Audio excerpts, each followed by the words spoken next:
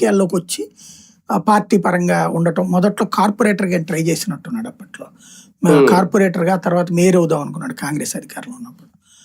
అట్లా ఏదో తర్వాత ఎమ్మెల్యే అవడం ఇది నడిచిపోయింది. అయితే ఇతనేమి నగరాన్ని ప్రభావితం చేయగలిగినంతటి రాజకీయ నాయకుడు కాలేకపోయాడు. ఎప్పుడైనా సరే వ్యాపారస్తులు 2 కోణాల్లో రాజకీయాల్లోకి వస్తారు. నెంబర్ 1 రియల్ ఎస్టేట్ వ్యాపారులు ఎక్కువ, అంటే రియల్ ఎస్టేటే కాదు పారిశ్రామికవేత్తలు కానీ వీళ్ళందరూ వచ్చేదని నేను అబ్జర్వ్ చేసింది. రాజకీయ నాయకులు అంటే పారిశ్రామికవేత్తలు, కాంట్రాక్టర్లు, వ్యాపారవేత్తలు రాజకీయాల్లోకి ఏదో ప్రేమతో ప్రజాసేవ చేయాలని రారు. ఇంకొకటి వాళ్ళు ఏదో దోచుకుందామని కూడా రారు.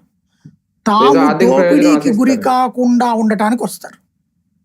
తాము దోపిడీకి. ఇప్పుడు ఫర్ ఎగ్జాంపుల్ ఒక బిల్డర్ ఇవాళ నేను ఎప్పుడో రాసిన వార్తలు లేదా హిడెన్ ఆపరేషన్స్ ఇవాళ నిజ జీవితంలో జరుగుతుంటే కూడా స్పందన లేని సమాజాన్ని చూసి నవ్వుకుంటున్నా నేను.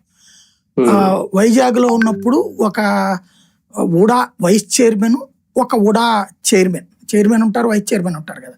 అప్పుడు వాళ్ళిద్దరి మధ్య డిస్ప్యూట్ ఏంటంటే వైస్ చైర్మన్ ఐఏఎస్ ఉంటారు కదా, ఈ చైర్మన్ రాజకీయ రిక్రూట్మెంట్ ఉంటారు.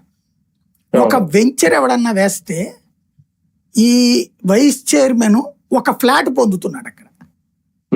వెంచర్ వేస్తే ఒక అపార్ట్మెంట్లు ఒక 25